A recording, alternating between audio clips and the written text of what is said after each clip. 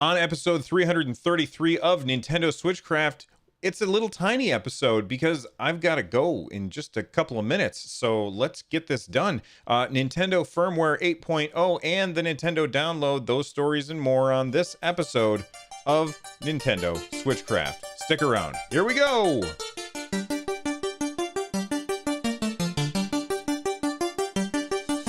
luck.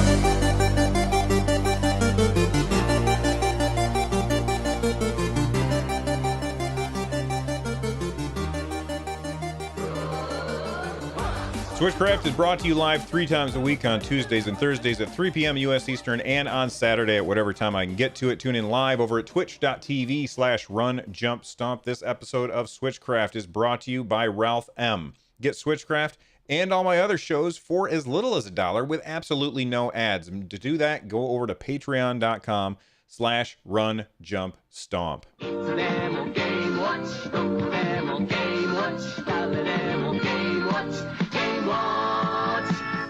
Oh my goodness, people. This is going to be a fast episode. I've only got 2 things to talk about, and that's because I didn't even plan on doing an episode today, but I felt bad. I like to get out 3 episodes every single week. And I've got a meeting to go to for work, and then my daughter has a concert in the opposite direction, so I've got a lot going on today. It's going to be jam-packed. Let's start with our very first story, and that would be Nintendo Firmware 8.0.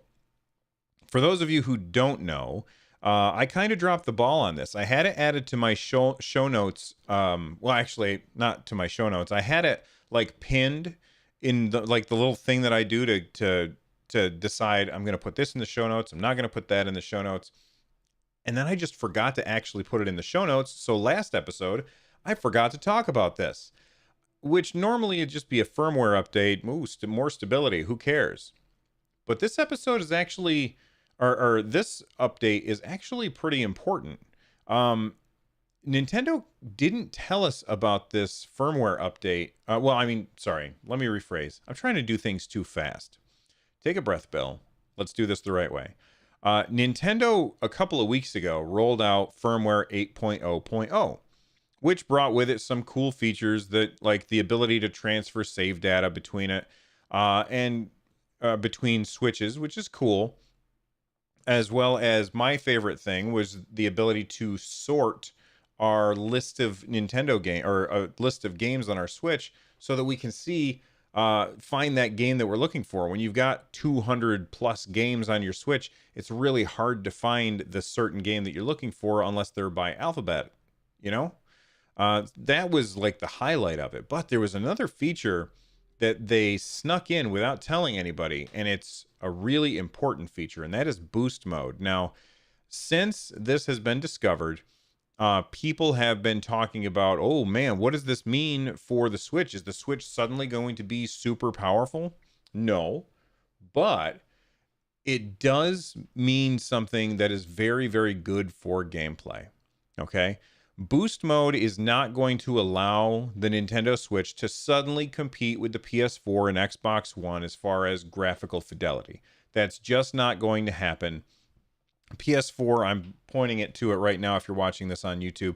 The PS4 is a giant brick of a system, and the Nintendo Switch is comparatively a tiny little tablet.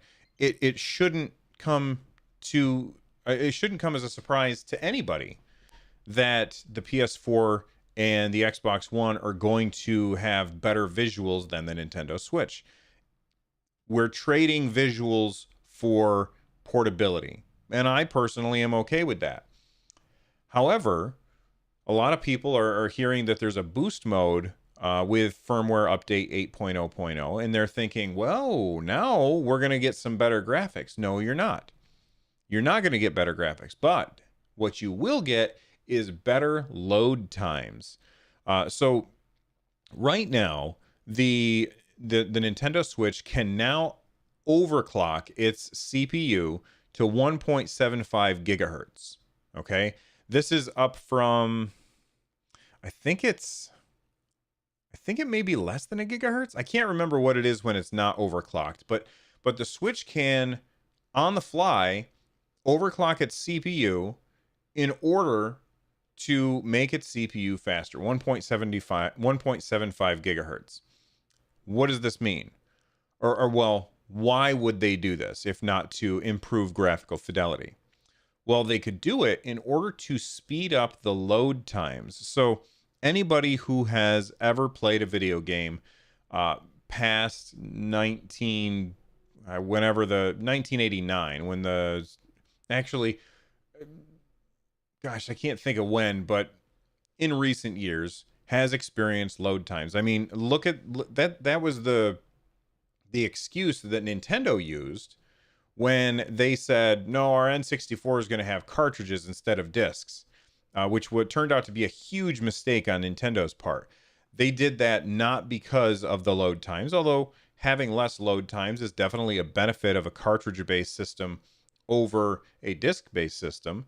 They did that to combat piracy. They could control the market better by selling the cartridges to the developers that wanted to make the games to put them on the Switch. Nintendo was all about controlling the market. And back in the day, that's what they used as their excuse. They said, well, we don't like the load times of disc-based systems, because they're not wrong. When you turn on a game and you have to wait forever for that bar to crawl across the screen, it can be frustrating. And especially when there's a load time and there's nothing to show. Like sometimes I play a game and there's loading, but there's nothing happening on the screen. Like it just says loading. And I'm like, did it freeze? Is it still loading? There's nothing to indicate that anything's happening. It makes me want to shut my system off and turn it back on. And that is pretty frustrating. So first off, before we get back to this story, now that I've gotten distracted by a shiny thing, developers, if you're listening, please make sure that your game has a loading bar or animation that lets me know that your game didn't freeze. It just makes me feel better. And you know, if I feel better just a little bit, I'm more likely to play your game. But that's beside the point. What's not beside the point is that load times can be faster, because when the Nintendo Switch hits a load screen, they can say, okay, let's overclock the Switch 1.75 gigahertz, really give a boost to the CPU so it can load all of the stuff that it needs into RAM so that it can run. And that is really, really great. Is it going to give us a bonus to visuals? Absolutely not. And honestly, I think that that's okay. I happily traded visuals for portability. And I mean, I guess if I'm being completely honest, and this is a conversation that we can start now and talk more about in the future. But I guess if I'm being completely honest, if the Nintendo Switch came out with a version that was like the PS4 and Xbox One, that had all the games but was not portable and had was more powerful, I would probably buy that instead of the portable version. Probably. That's a weird probably. It's so tough because, you know, games like Zelda Breath of the Wild, I don't know if I would have finished if it wasn't portable. Like being able to take that from room to room as I played that game was a kind of a huge thing, and it kept me engaged longer. Not being able to play it on the TV because somebody is using the TV, I don't know. I mean, it's a toss-up. I don't know what I would do. I don't know if I would actually trade power for portability. That's a really tough call. I'm interested in what you guys think. But like I said, that's not really what this story's about. It's about the fact that you're going to have improved load times, which is good. So I'm sure that there are people who are asking, well, hold on now. Why don't they just have it running at 1.75 gigahertz all the time? Because if they do that, then they would have a more powerful system. You're right. It would also have terrible, terrible battery life. And when Nintendo announced the Nintendo Switch back in, they showed it off for the first time in October of 2016. And then was it 2016? Yeah. And then in January of 2017, they had their big announcement thing, like the live thing. Um, and they announced the battery life, and people were like, "Oh my God, 3 hours is terrible." And honestly, I've never ever had an issue. Now, I've had people write into me and say I am constantly worried about the battery life of my Nintendo Switch because I only play portably, and I totally get it. Just imagine for those people how bad it would be if you had this 1.75 gigahertz overclocked boost mode happening all the time. That would make their experience even worse, and it would make my experience marginally better. Like maybe, I don't know if it would really be all that much better because this is an update to the CPU, not the GPU. um so I don't know if the games would in fact look better if they were running at 1.75 instead of the default all of the time. Then there's going to be people who would say, well, okay, then give us the option to toggle boost mode on or off. That way, if I don't care about battery life, then I've got my boost mode toggled on and I don't have to worry about that. And it's the best of both worlds. Johnny Link in chat is saying, is this boost anything like blast processing? That is hilarious. And if you know what blast processing is, you know why. So to the people who say, just make it an option that I can toggle on or off, that's not a good idea. And it's not that I don't like player choice, or the person who owns the device to be able to choose that. It's that if you are given the choice to turn on boost mode, then that makes it, how do I want to phrase this? That makes it harder for the developers who make the games to know what every user is going to expect when they play their game.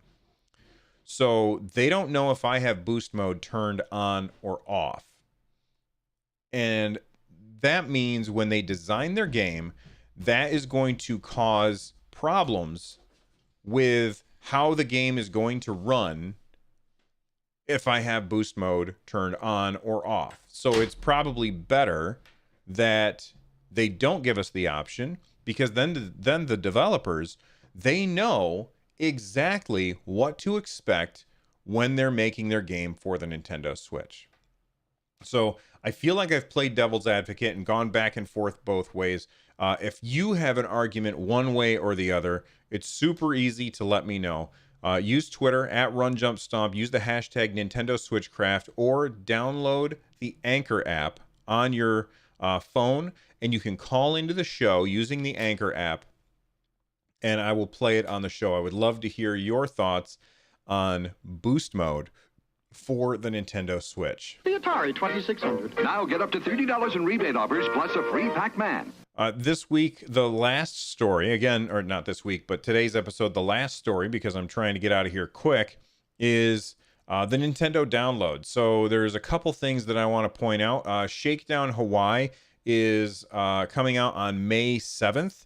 I really want to play this game. It looks great. I'm going to have to buy it. I requested a review copy. They did not listen, apparently, which makes me sad, but that's okay. You know, I think that this game is going to be worth my money, so I'm going to have to buy it. If you don't know anything about Shakedown Hawaii, it is basically a top-down GTA-style game. It just looks fantastic. I'm very, very much looking forward to Shakedown Hawaii. It's got the aesthetic that I really, really like, and it seems to have the same kind of humor that I like, where it's just ridiculous and over the top and zany. So I'm looking forward to Takedown Hawaii on the Nintendo Switch, and that comes out on May 7th. Another game that comes out on May 7th, which I'm also looking forward to, is Puyo Puyo Champions. I'm not sure if I'm going to buy this game or not, and here's the reason why I'm not sure. It doesn't have anything to do with whether or not I think it'll be a good game. What it has to do with is, do I need it because I have Puyo Puyo Tetris? And You know, the fact that this is only $10, I may have to buy this. I love puzzle games like this, and I think my wife and I would really enjoy playing this against each other. We had a lot of fun with Puyo Puyo Tetris. We haven't played that game in a while, but this is only $10, and I think I may have to pick it up. So it says craft strategic chains and drop devastating attacks with your favorite characters from over 25 of Puyo Puyo history, 25 years of history. It's got competitive multiplayer modes, as well as online battles and league matches or casual via free play. And you can run your own local tournaments. That's local tournaments. I wish that they would have online tournaments so that I could set up a tournament and have the winner win something with the people who listen to this show. We may have to do an online tournament for Puyo Puyo Champion. It's pretty cheap and it's easy to play. I think that if it's easy for people to play online against each other, I may have to do a tournament for this because I think that it has a lot of gameplay potential. Speaking of tournaments, before I go any further, I've got a tournament going on right now. You guys may not have noticed because I forgot to talk about it on the show, but Ding Dong XL. I have talked about that on the show, and I've interviewed the developer on the show. I decided to do like a tournament in order to get more people playing that game. And basically, I only announced it to people who are in the Discord. So I'm going to go into the Discord right now. Where is the tournament channel? Here we go. I want to make sure that I explain it right. So our current tournament, it says, hey everyone, new tournament for Ding Dong XL. The winner gets a $5 eShop gift card. Tweet a video of your highest score with the message, listen to hashtag Nintendo SwitchCraft. You have until the 4th at 8 p.m. Eastern time. Now, right now, Johnny Link is in the lead with a ridiculous, where is it? Oh, he didn't post it in the Discord. He posted it on Twitter. And it is in my show notes, which are right here.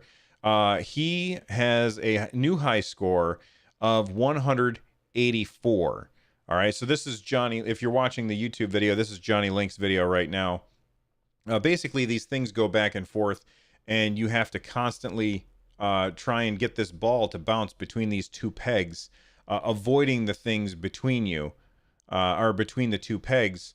And he got up to 184 is his current high score. So if you think you can beat him, maybe you can earn a $5 eShop, Nintendo eShop gift card from yours truly. So make sure that you, again, play the game, beat that damn score, put Johnny Link in his place. Sorry, Johnny. And when you do that, hold down after you lose.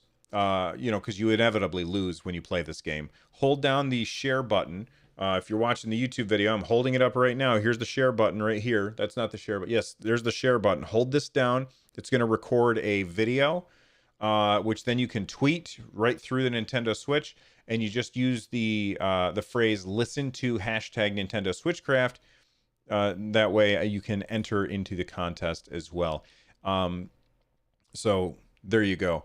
And you know what I think I'm also going to do? I think I'm going to make this, in addition to the winner getting $5 eShop gift card, I'm also going to buy another $5 eShop gift card, and I'm going to give that away to one random person who enters the contest. So even if you don't beat Johnny's score, enter the contest, all right?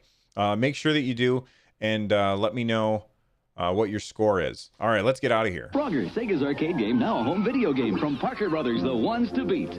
Become a part of the community at runjumpstomp.com/Discord. You can also watch the show live over at twitch.tv/runjumpstomp. You can get a hold of me by emailing me at runjumpstomp@gmail.com, or even better, use Twitter at runjumpstomp. Use the hashtag Nintendo SwitchCraft if you are looking for ways to support the show.